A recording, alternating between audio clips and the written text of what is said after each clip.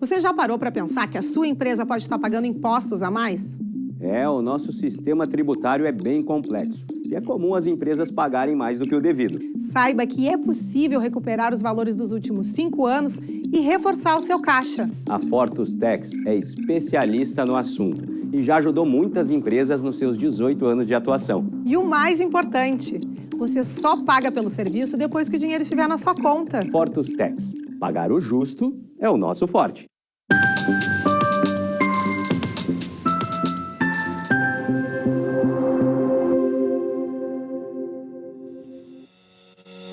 Olá, estamos começando agora o programa Papo Certo. De segunda a sexta, nesse mesmo horário, estamos aqui para trazer para vocês mais informações e esclarecimentos sobre os mais diversos assuntos. Entre eles, empreendedorismo, saúde, turismo, política e por aí vai. Olá, meus amigos, tudo bem? Nosso papo trabalhista de hoje estaremos falando sobre o direito digital no trabalho. Quem estará trazendo todas as informações para nós é a advogada, mestre em Direito, a doutora Caroline de Mello Duarte. Goulart, muito obrigado pela presença, doutora. Prazer estar aqui com todos, prazer conversar sobre esse tema tão inovador. Espero que a gente possa aí bater um papo muito bacana sobre o reflexo da tecnologia nas relações de trabalho. E esse papo realmente, doutora, é muito interessante. Seja muito bem-vindo ao Papo Certo. Muito obrigada, Mara. Então, pessoal, vocês já sabem, né? Vocês podem e devem participar do nosso programa através do nosso WhatsApp, que aparece aí na tela. Nós vamos fazer um rápido intervalinho e já voltamos.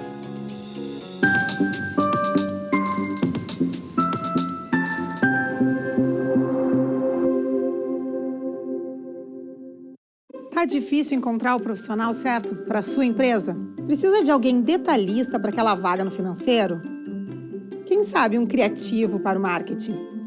Ou ainda, alguém focado em resultados? A Fortus RH utiliza técnicas de seleção e processos estruturados, realizando entrevistas e aplicando provas e testes específicos. Tudo isso para buscar a pessoa certa para a vaga certa. Fortus RH. Conectar pessoas é o nosso forte.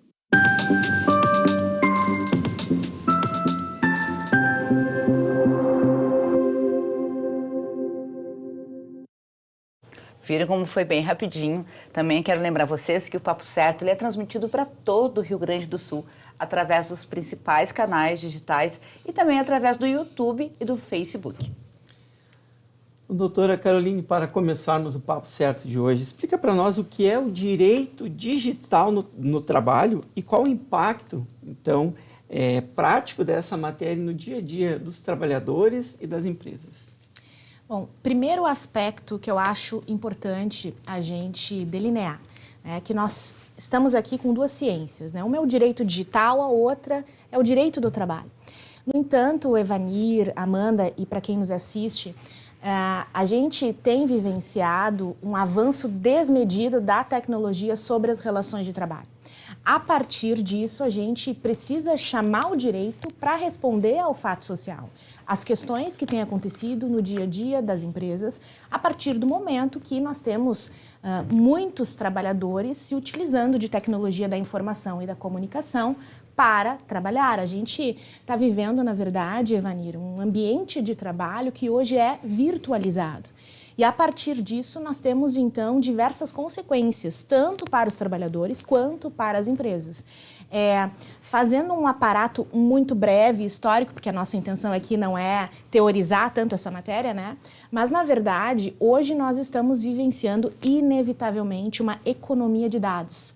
Então, há séculos atrás, nós passamos por uma revolução agrícola, e aí o impacto que essa revolução agrícola trazia sobre a proteção da propriedade privada, isso tudo se refletia no ordenamento jurídico. Na mesma ordem, tivemos uma revolução industrial e, inclusive, a legislação trabalhista, a legislação social, ela vem com força durante a revolução industrial. E agora nós estamos em um momento de revolução tecnológica, né? A partir disso, nós precisamos chamar o direito para atuar. Na medida que nós temos diversos trabalhadores utilizando celulares para trabalhar, os computadores não só corporativos, mas os computadores pessoais, inclusive, para trabalho, nós temos aí consequências do ponto de vista, por exemplo, de sigilo da empresa, sigilo das comunicações, confidencialidade, proteção de dados pessoais dos trabalhadores, né? E isso tudo acaba refletindo numa nova forma de relacionamento empresa, empregador e empregado, com a necessidade de edição de novas normas jurídicas, de políticas, né? Algumas alterações. Conversávamos previamente antes sobre as inserções necessárias nos contratos de trabalho sobre esses temas, né? Mas, para finalizar, o direito digital do trabalho pretende, na verdade, investigar o avanço da tecnologia sobre as relações de trabalho e como o direito vai conseguir trazer essa necessária ordenação à sociedade sobre esse avanço da tecnologia nas relações de trabalho. Doutora Caroline, tu considera que a inteligência artificial e os robôs vão exterminar com o trabalho humano no futuro? Essa é uma preocupação de todos que trabalham, né? Uma preocupação também dos advogados, da ciência jurídica como um todo. E eu gosto muito de falar sobre esse tema porque, na verdade, Amanda, trabalhar é um ato humano. E, em sendo um ato humano, a gente não pode dizer de forma alguma que qualquer tecnologia terá o condão, né, a potencialidade de substituir um trabalho, uma atividade que é propriamente humana. O que nós temos, e sim, precisamos estar atentos a isso, nós temos, inevitavelmente, diversas formas de trabalhar que hoje sabemos que a tecnologia desempenha de forma muito mais rápida, com um custo muito menor. Então, isso impõe, e aqui gosto de mencionar também a doutora Denise Fincato, que estuda muito esse tema da trabalhabilidade, né? Nós teremos e já temos a tecnologia avançando sobre as relações de trabalho e desempenhando atividades que antes apenas eram desempenhadas por pessoas físicas. Mas agora nós precisamos nos reinventar. Nós precisamos daquilo que se chama das soft skills, né? Além das hard skills, habilidades diversas que vão fazer com que todos nós possamos continuar trabalhando. Então, o aperfeiçoamento constante, aqui um recado para os meus alunos que certamente vão nos assistir, eu sempre insisto muito nisso. O estudo constante, o aperfeiçoamento constante é fundamental para que a pessoa se mantenha no mercado de trabalho. Essa é a diferença que nós já estamos visualizando e que cada vez mais veremos na prática. Muito bem, agora vamos a um caso bem do nosso dia a dia. Motorista de aplicativo. Tá? Ele é considerado um trabalhador autônomo ou ele pode ser considerado empregado?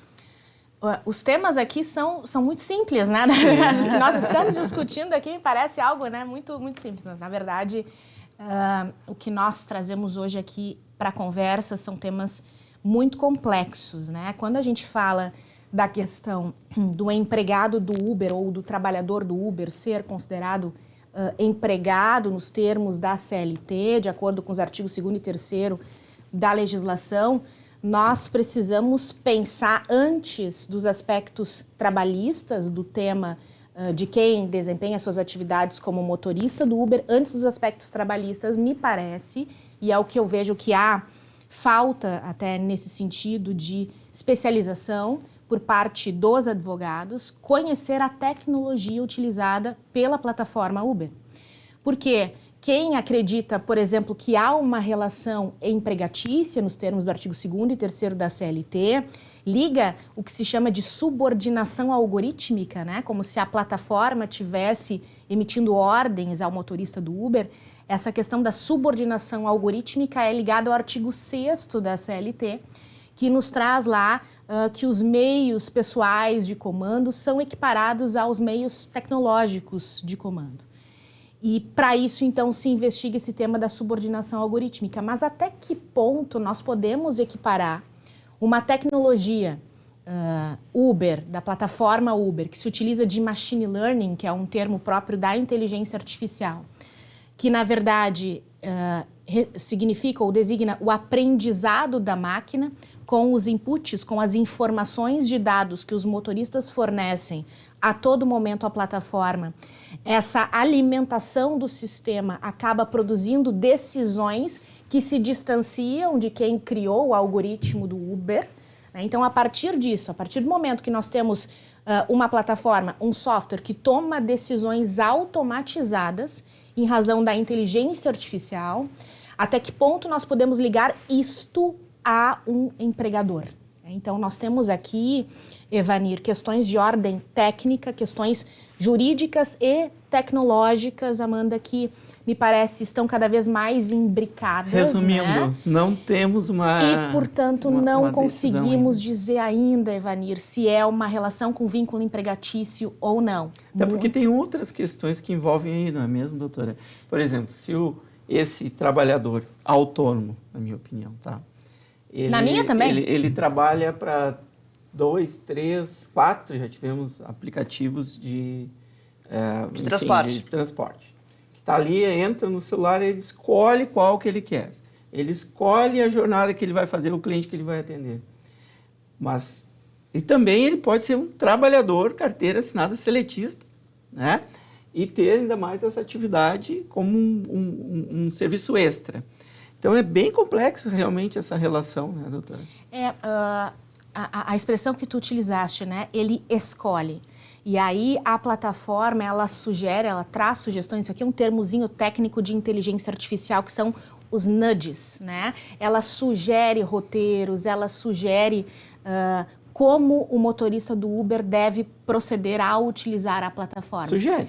Essa sugestão seria, por si só, a subordinação para que a gente possa configurar? Se ele não seguir aquela sugestão, ele não vai ser despedido, entre aspas. Então, é complexo, né? Ou seja, temos muitas coisas para investigar. Dá para fazer um programa só sobre isso. Só sobre isso. Fica a pauta, fica a sugestão. Esse tema é bem interessante, realmente. Mas, doutora, dentro desses... Para quem trabalha pelos aplicativos, tem alguma regulamentação no Brasil, fora do Brasil? Traz para a gente. Nós temos na Europa já em discussão regulamentos sobre o trabalho em plataformas digitais. Nós temos, principalmente em Portugal e na Itália, leis surgindo especificamente sobre esses temas. E no Brasil já temos projetos de lei também sobre o trabalho em plataforma digital. Então, assim, teremos regulamentos sobre isso. No entanto, o que temos até então é a CLT, né, a legislação trabalhista. Temos o marco da inteligência artificial em discussão hoje no Congresso Nacional. Também em breve teremos um marco da inteligência artificial no Brasil. E tudo isso, sem dúvida, até mais uma vez aqui chamando a atenção dos meus alunos, é o que a gente fala muito em sala de aula, Evanir, do diálogo de fontes. Casos difíceis não são só resolvidos do ponto de vista da legislação trabalhista ou do ponto de vista do conhecimento tecnológico. A gente precisa dialogar para trazer a melhor solução para o caso concreto. Muito bem. Outro assunto aqui bem fácil, doutora, que eu vou trazer aqui, sendo naturalmente aqui, usando uma analogia, né?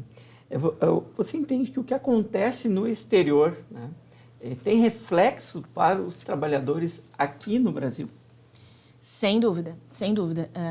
Inclusive porque essa questão do avanço da tecnologia incessante, é óbvio, é muito natural que o legislador, não só o legislador brasileiro, mas o legislador do mundo não tenha tempo de acomodar todo esse avanço que acontece sobre as relações.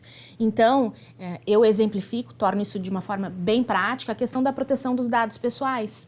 A nossa Lei Geral de Proteção de Dados, ela foi embasada totalmente no Regulamento Europeu de Proteção de Dados. E muitas questões de ordem prática que acontecem no dia a dia das empresas, nós, muitas das vezes, não encontramos a resposta na nossa LGPD do Brasil.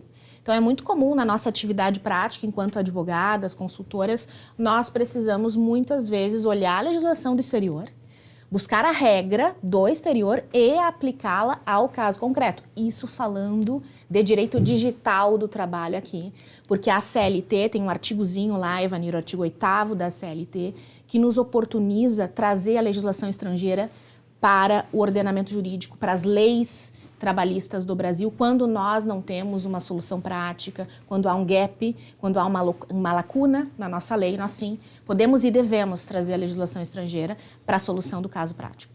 Doutora, agora falando um pouquinho sobre o home office tão moderno, existe alguma regulamentação para ele?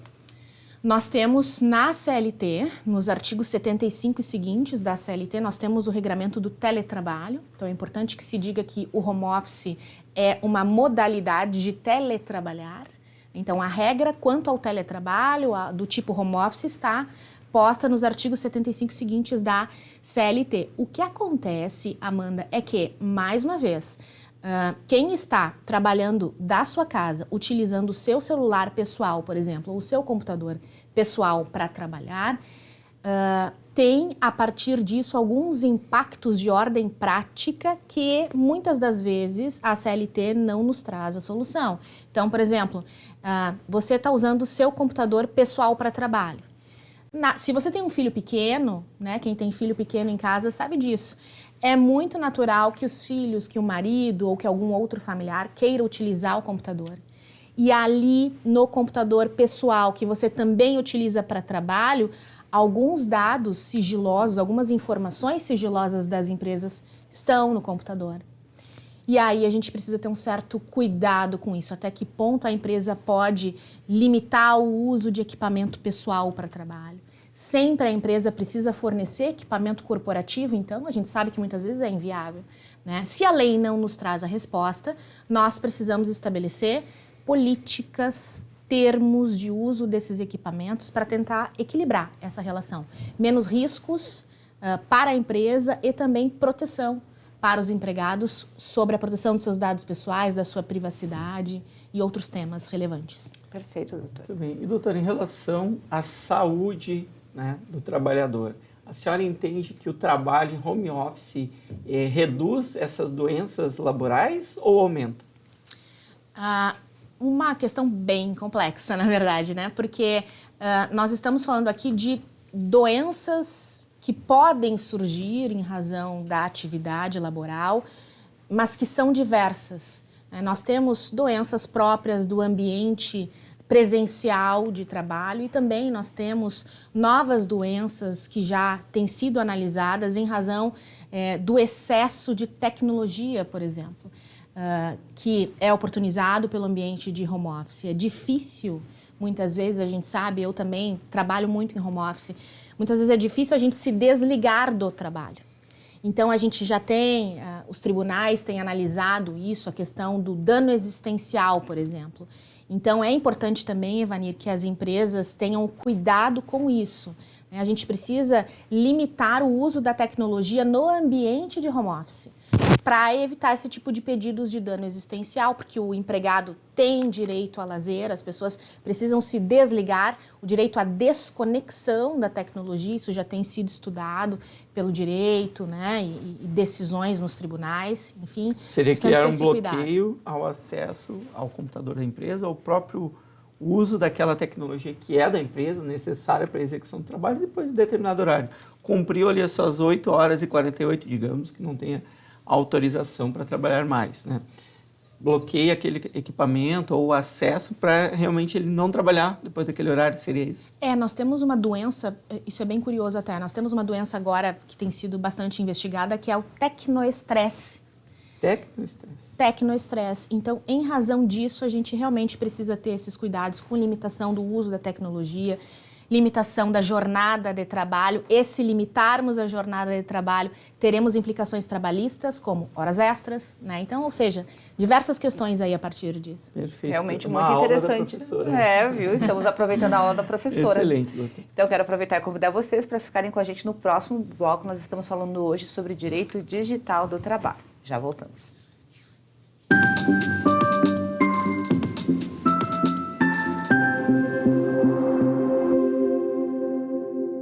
Tal ganhar o prato do seu acompanhante. Com esse app você compra um e ganha um. Simples assim. Vale também para ingressos e hospedagens. De Gramado para o Brasil, o Prime Gourmet traz experiências incríveis para você. Baixe o app grátis e assine quando for usar. Já somos mais de 500 mil aproveitando esse guia gastronômico e turístico. Faça parte desse clube também. Para o cliente, economia e experiências em dobro por um ano. Para o parceiro Prime, clientes selecionados. Uma forma elegante de utilizar descontos. Em tempos de juros altos, margens reduzidas e incertezas, rever estratégias é fundamental para manter o seu negócio competitivo. Esse cenário exige planejamento e organização financeira. Nessas horas, qualquer ajuda é bem-vinda, mas a ajuda de um especialista é necessária. A Fortus Consulting conhece na prática e tem as soluções adequadas para cada situação. Fortus Consulting. Melhorar os seus resultados é o nosso forte.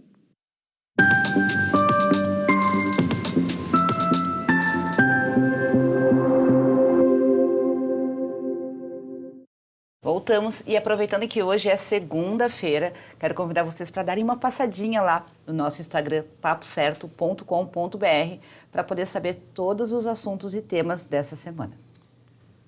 Seguindo então com o nosso Papo Certo com a doutora Caroline de Mello Goulart, que é advogada, mestre em Direito, professora também, não é? Professora, como saber se o funcionário que está em home office está realmente trabalhando? Tem como fazer algum controle desse trabalho, dessa produção dele? Essa é a principal dúvida de quem coloca os trabalhadores para desempenhar suas atividades em home office.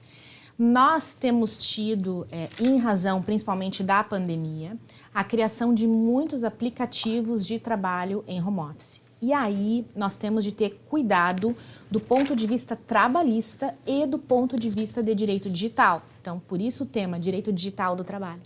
Essa questão do trabalho em home office envolve muito a privacidade do teletrabalhador e também o cuidado necessário, a preocupação que a empresa tem com o seu funcionário que está trabalhando da sua casa. Esse funcionário está trabalhando de uma forma eficiente, até que ponto ele efetivamente está trabalhando ou não está vendo uma série, né, na Netflix, né? Como é que a gente controla esse desempenho desse funcionário? Esses aplicativos, Evanir, para uso de controle do teletrabalhador, a gente tem que ter cuidado porque muitos eles são excessivos. Então, nós temos alguns aplicativos que tiram fotos, printam a tela do trabalhador de tempos em tempos. Alguns outros aplicativos, por exemplo, monitoram quantas vezes o teletrabalhador encosta no teclado ou encosta no mouse. Então, esse tipo de providência já chegou aos tribunais da Europa. Então, por exemplo, a Autoridade Nacional de Proteção de Dados lá de Portugal já baniu o uso desses aplicativos de controle do teletrabalhador por questões envolvendo a privacidade dos teletrabalhadores. Porque é muito complicado realmente. A pessoa pode, trabalhando no computador, querer acessar algum outro site, né? E esse monitoramento excessivo que a gente tem que ter cuidado. O que não significa que a empresa não tenha o direito, eu chamo de o poder-dever diretivo, de dirigir a prestação de serviços dos seus empregados, inclusive dos seus teletrabalhadores. Mas nós precisamos ter cuidado com isso, sobre a forma como isso vai se dar e aqui eu recomendo fortemente que haja uma política efetiva para o uso dos equipamentos corporativos, dos equipamentos pessoais para trabalho e também uma política para o desempenho das atividades de teletrabalho. Nós temos, por exemplo, Evanir, isso aqui vai ser pauta para outro programa, certamente. Por exemplo, o acidente no teletrabalho. Então, a pessoa está trabalhando lá da sua casa, vai até a cozinha, sofre um acidente ou cai da escada. Isso é um acidente de trabalho ou não? Nós temos muitas questões envolvendo trabalho. Eu não sei responder. A doutora está deixando o pessoal curioso que vai ter que voltar no programa. Exatamente. Dando uma continuidade aqui. E grupo de WhatsApp de funcionários, a empresa precisa se preocupar? Nós temos aqui dois tipos de grupos de WhatsApp, digamos, né? Um grupo que é muitas vezes criado pelos próprios funcionários. Então, o pessoal cria o grupo para poder interagir melhor, discutir questões que aí a empresa não tem nenhuma ingerência. E não deve sequer se preocupar com isso. Mas nós temos aqueles grupos de WhatsApp criados pela própria empresa. E a partir disso, mais uma vez, nós precisamos documentar como os funcionários devem se comportar no uso desses grupos de WhatsApp ou de outros comunicadores instantâneos, que a gente chama, né? O Microsoft Teams, Telegram e outras empresas de tecnologia. Nós temos, por exemplo, a possibilidade do assédio moral ocorrer durante a conversa do grupo de WhatsApp. A empresa pode ser responsabilizada por isso ou não? Como a gente consegue defender a empresa nesse aspecto? A empresa tem documentos em que ela se preocupa efetivamente com o uso desses comunicadores instantâneos, desses grupos de WhatsApp, né? Ou seja, eu sempre recomendo a todos a elaboração de documentos, mas mais do que isso, treinamento, orientação dos funcionários para que eles saibam que questões de ordem política não devem ser discutidas nos grupos de WhatsApp. Questões simples até do dia a dia, mas que muitas vezes geram problemas. Time de futebol, isso às vezes gera briga, daqui a pouco um assédio moral, a gente tem que ter muito cuidado. Doutora, é possível ocorrer o assédio moral durante uma conversa de WhatsApp com o chefe? Com certeza. Não só com o chefe, mas também entre os colegas de trabalho. E é por isso que a empresa precisa se preocupar muito com esse relacionamento virtualizado de trabalho. Porque não é só, o assédio moral, ele não acontece só entre o chefe e o empregado. Ele pode acontecer entre colegas de trabalho e, se houver, a empresa pode acabar sendo responsabilizada por isso. Então, a gente tem que ter cuidado sobre uma política para o uso dessas ferramentas de tecnologia. E como a LGPD impacta no dia a dia do RH nas empresas? Muito.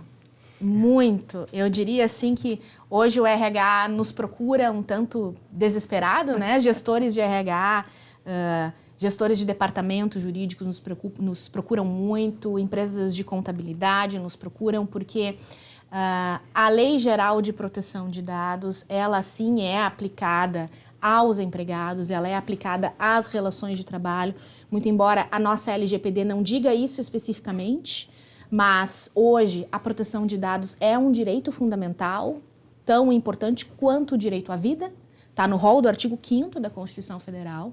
Então, a partir disso, nós temos diversas ações trabalhistas tramitando nos tribunais do Brasil e o que eu digo sempre, para todo e qualquer gestor de RH, para todo e qualquer empresário, além da revisão de documentos, além da inserção do tema da proteção de dados nos contratos de trabalho, nós temos diversos outros documentos, outros termos que precisam ser adotados. Eu ia perguntar exatamente isso, qual a sua dica aí para quem é dos RHs das empresas, para ter este RH de acordo com a Lei de Proteção de Dados? Primeiro ponto, assim, o mais importante de todos, Evanir. Não fazemos documentos, por favor, não fazemos nunca mais, não vamos fazer nunca mais isso. Copia e cola de documentos do Google. Nunca mais. Porque na ânsia, nunca mais. Vamos fazer essa promessa aqui, alunos que assistem a professora, por favor, tenham esse cuidado. Porque na ânsia que todos temos de buscar adequação à Lei Geral de Proteção de Dados, muitas vezes a gente pega um documento que não é adequado à realidade da empresa. Então, todo e qualquer projeto de adequação à LGPD no RH, ele passa pelo coração da implementação da LGPD. O mapeamento de dados. Eu preciso saber, dentro da organização, por onde percorrem dados pessoais, para que a partir disso eu saiba, por exemplo, Evanir, quais termos vão efetivamente para o contrato de trabalho. Existe ou não a necessidade de consentimento? Porque alguns advogados com a LGPD colocam ali uma cláusula genérica de termo de consentimento. O empregado consente com tudo que é feito com relação aos seus dados pessoais porque há um contrato de trabalho. E isto não é verdade. Nós temos aí, muitas das vezes, um tratamento ilícito de dados pessoais e aí, então, diversas ações trabalhistas tramitando nesse sentido. Então, passo 1, mapeamento de dados no RH, entrevistas realizadas com gestores e com empregados, para que a gente saiba como o dado pessoal entra na empresa e como ele sai. Sai em razão do compartilhamento com a plataforma e-social ou, então, em razão da dispensa dos empregados. Tudo isso tem implicações que precisam constar em documentos e em treinamentos corporativos. Doutora, provavelmente seja a nossa última pergunta, mas vamos tentar. A empresa que não faz nada em relação à LGPD está correndo algum risco? Muitos riscos. Aqui o nosso olhar voltado para as relações de trabalho. Os riscos de ordem administrativa. Acabou? Acabou. Acabou o programa. Mas a gente vai fazer o seguinte, para não deixar você sem resposta, a gente vai pegar a resposta com a doutora e vai colocar lá nos nossos stories do Instagram. Muito obrigada pela tua presença aqui conosco. Eu que agradeço e até a próxima, então. Muito obrigado a todos que nos assistiram e convido vocês diariamente a nos assistirem aqui às 20h30 e às 7h30 da manhã, correto, Amanda? Então ficamos por aqui, Noé, Vanir e Caroline, desculpa. E amanhã então estamos aqui com mais um Papo Certo inédito para vocês. Até lá!